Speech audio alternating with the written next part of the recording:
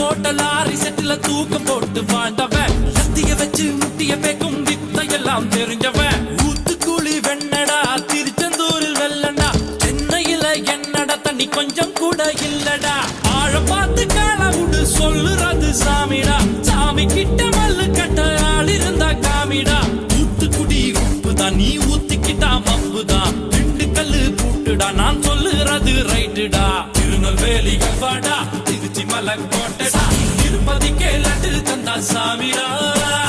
இருட்டு கட்ட அல்வாடா இட்லி கட்ட ஆயாடா உருட்டு கட்ட சத்தம் கேட்டா சாமிடா